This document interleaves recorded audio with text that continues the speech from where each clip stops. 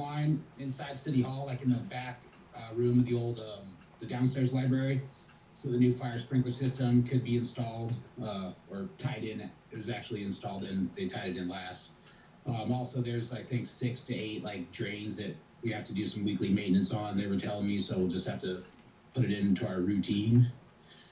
Um, did our first round of shut-off notices last week on Tuesday, and then it came back Thursday. I had to shut a couple of residential waters off, but it seemed like a lot of people came in and paid.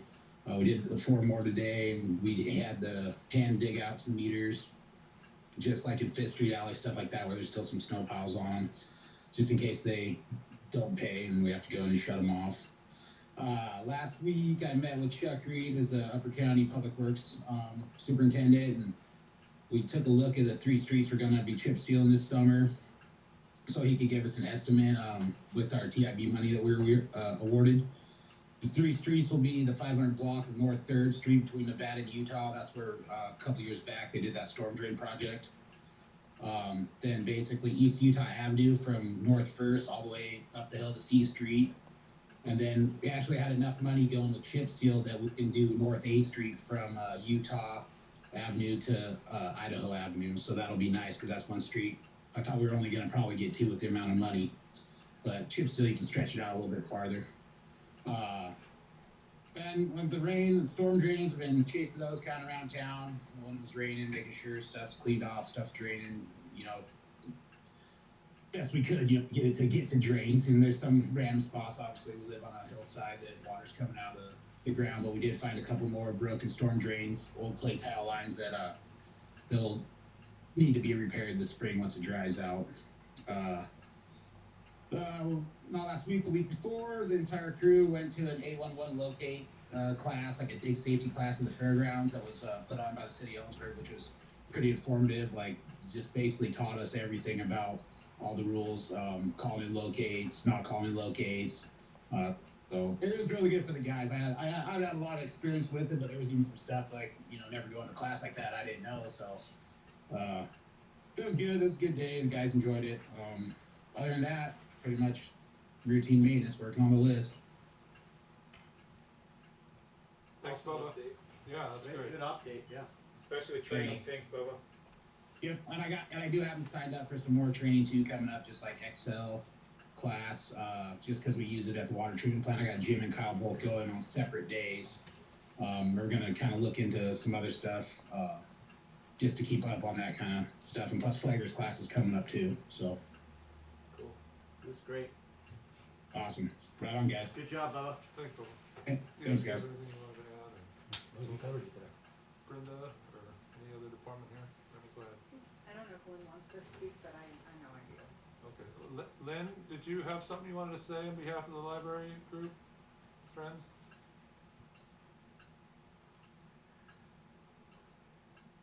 She's muted. I just sent her a thing to unmute. And she may not. Yeah, go ahead, Brenda. Okay. Well, first of all, I don't know if you guys have had any update yet on the building, but they've done all the framing up there and now they're gonna be working on the drywall. And this week we talked about carpet and paint, so it's getting exciting, they're getting there.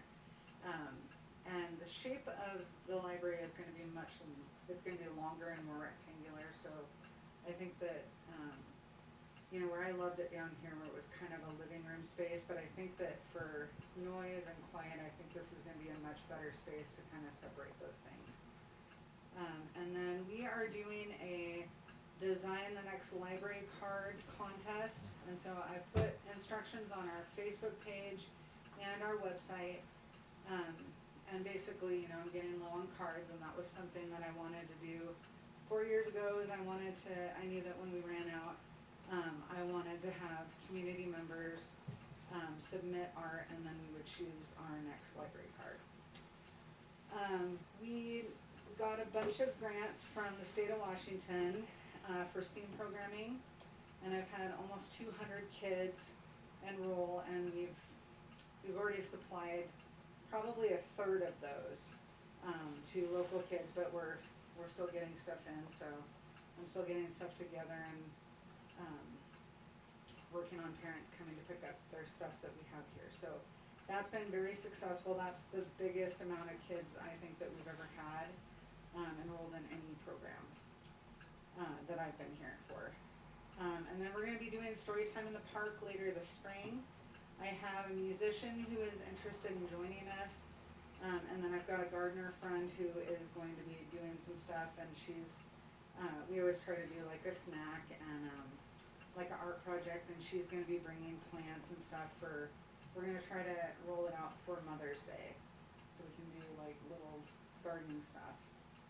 And then, summer reading program will be starting probably in July again this year. And then coming this fall, I've been meeting with somebody to hopefully, fingers crossed, we're gonna have a robotics club this year. So we're working on some new stuff. And I'm just looking forward to having a normal good year this year. So that's all I have. Okay, so I think planning and clerking probably don't need to say anything. Bubba said it for me. Yeah.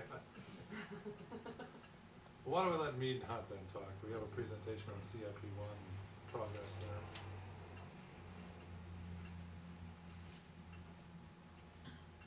Can you hear me okay?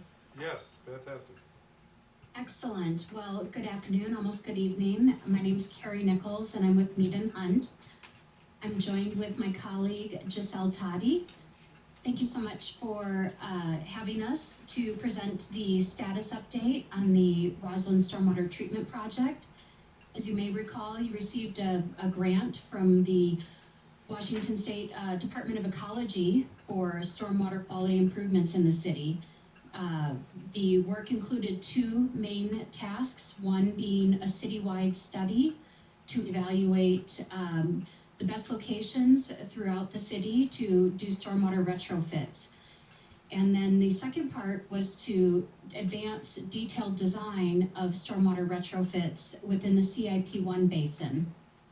So that area is in the northeast part of the city and it drains to the bottleneck pipe, a project that will be going into construction hopefully this summer, going out to bid this spring.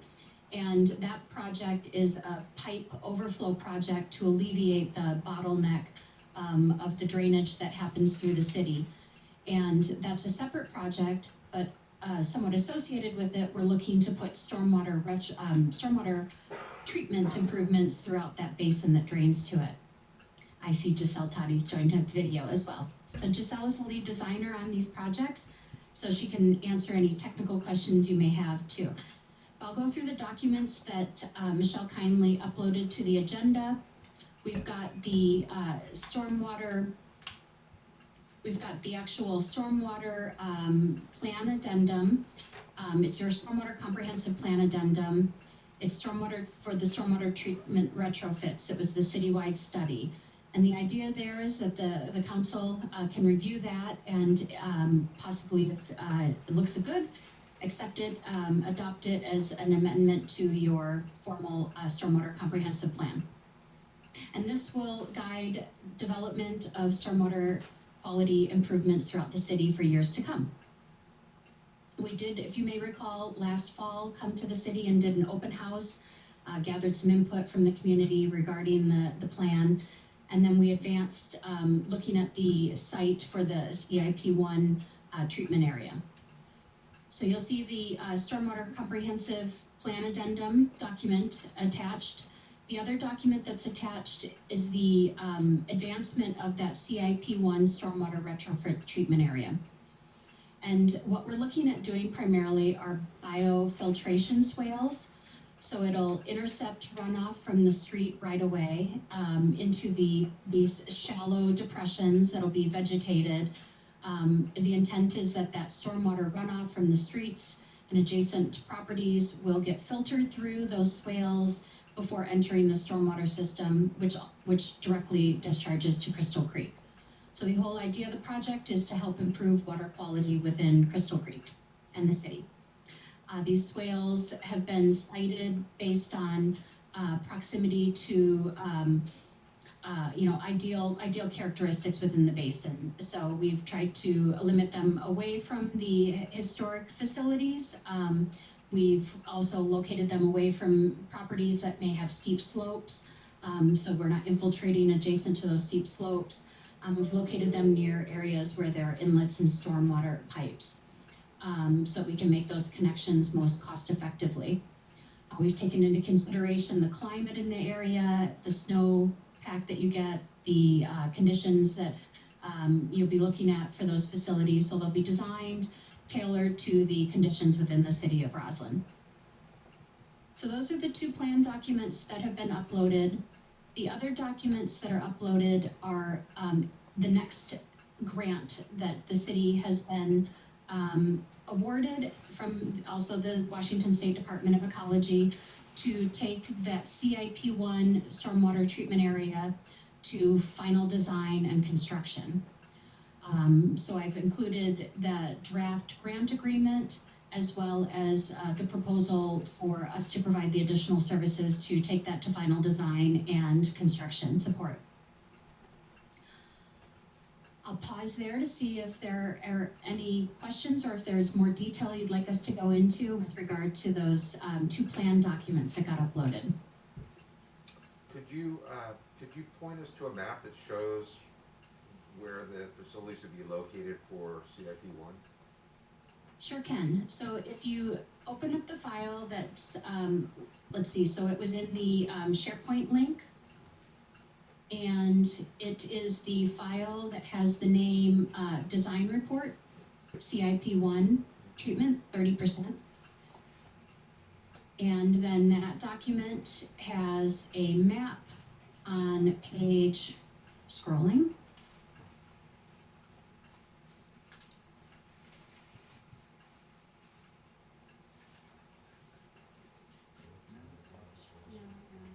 Page 18 shows an overview of the basins and the drainage areas, but then on page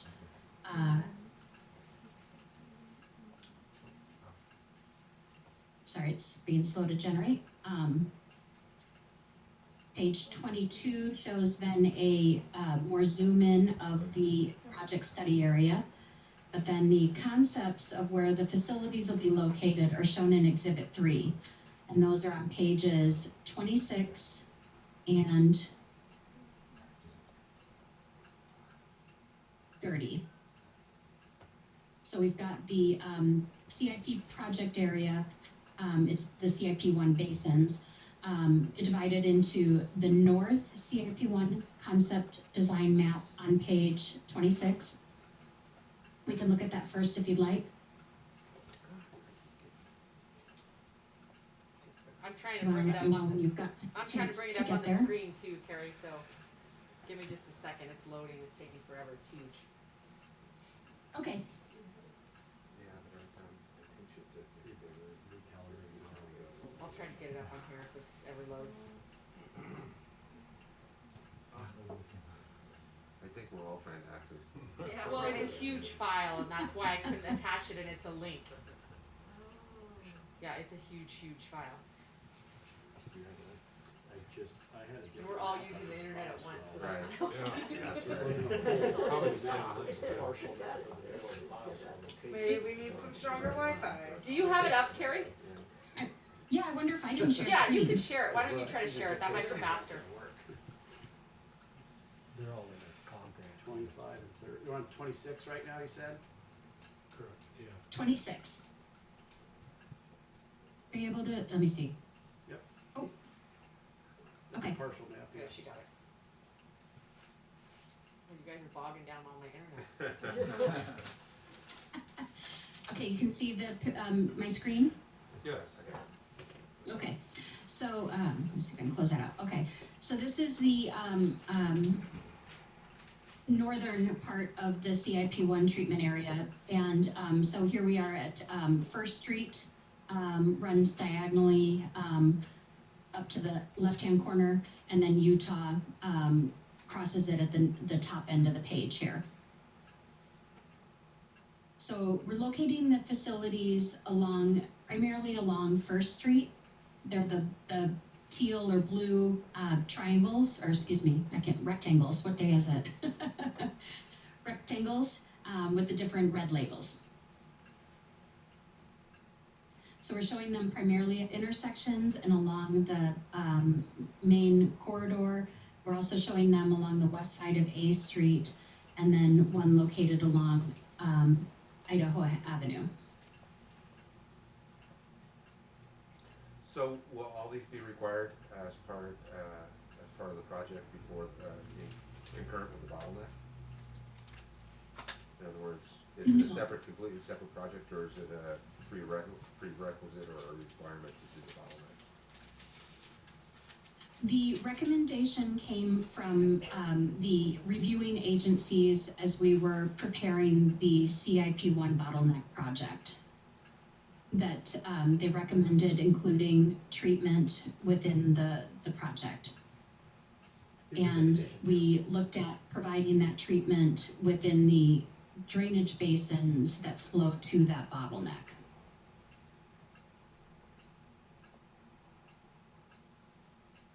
That makes sense, Tom. I think that's a yes. Yeah. Okay. And then there's the south area of the project, which has two more facilities, another swale, biofiltration swale, shown on the north side of Washington, and then a smaller one located near the trail and Pennsylvania Avenue. So the bottleneck project starts here at Washington and the trail, and installs a overflow bypass structure that'll divert higher flows to a new pipe that'll be installed along the trail. How do So these, this, I'm sorry, no problem. how do these swales affect, parking, street parking? So the swales are located, they don't impact the street itself. They're located within the public right-of-way, and they're located off of the roadway. Thank So you. there may be some areas, That is our parking. That is our- I'm sorry, but that is our parking, so I'm just sort of curious, I'm looking at this, the south, which one right now going down Washington, that covers, looks like from B Street all the way to the alley, and that would take away parking, it looks like in 4 properties, that in the right of way. yeah, there's some, and we tried to locate these two where we, it didn't have observed maybe a significant amount of parking, but there may be some adjustments that may need to be made to accommodate these. Yeah, Yeah, And right now, this is, there wasn't residents living at those two first purple squares, but I know they're coming in full time in the middle one, and then the one on the left is gonna be a boarding house, am I correct? It takes that whole block parking away, Yeah, and parking's already an issue in that location. so that swale will be an issue for sure. Unless it's in the road and we're not looking at it. Either way, that if interfered, that, that Yeah. street, right? Oh, yeah, It's not wide enough, and that totally impacts a big parking issue already going on. Well, especially if you put the boarding house there, it's gonna, Well, yeah, the boarding house is there, and that's gonna be some Yeah, other parking. yeah, the boarding house That is can't work. So I'm sorry, I'm pretty new to this, and I understand the swale is a depression, but how deep is the depression? Giselle can look that up while I get to another graphic that might be useful. Pardon my scrolling. Yeah. So those swales are only about 2 feet in the lowest portion, draining to inlets. And by definition, So swale- there's shallow depressions. Let me show you a graphic of it that is included here. How long are they think it's gonna fill up? 2 feet Mhm. could fill up within 5 to 8 years. Oh, that didn't really help. They have to be maintained. Yeah. yeah, it's just a ditch, it's a runoff ditch. Okay. And right now, Tile swales look very similar to the roadside swales we have now. A Yeah. lot of time we just have. a little Right, bit so more width it's at the pretty base. shallow. The idea is that the runoff will flow across the street like it does now into the swale that will be then slope down towards the end with a standpipe. Provides the idea is that there will be some ponding in there during the storm events, but the idea is it filters through the swale and the plants to provide that treatment of the runoff from the streets. The silt clay ratios of the sediment that's washing off will fill all the pore space and it will eventually clog up within 3 years and you won't get the infiltration that you're aiming for. I'm sorry to We will speak be out of looking turn. at the potential of adding in some pretreatment devices to minimize the sediment loading. But they do require some, maintenance and removal of accumulated sediment and occasional weeding and plant replacement. There's a lot of examples around Ellensburg as well. But in terms of that swale that's situated in front of the boarding house, that seems like that's gonna be a problem. I would agree with that. Yeah, there would have to be another alternative for that. We can propose a swale in front of the boarding house. I don't know, all three of those houses that's their parking. There's no back street park, well, there's alley, but it's not very accessible. Okay. And we're at the 30% design level, so it's still very conceptual. We are in the process of getting our topographic survey completed, as well as geotechnical explorations will happen in the spring. So we're slated those for mid-April, so we can, evaluate again if those locations are truly ideal or if we need to reduce the size.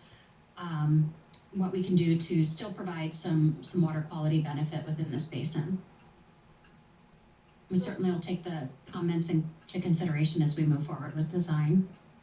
So if I may, what I'm seeing then, the number of swales around town are pretty significant compared to how our roadsides look right now, and it's a very unusual concept for this historic town.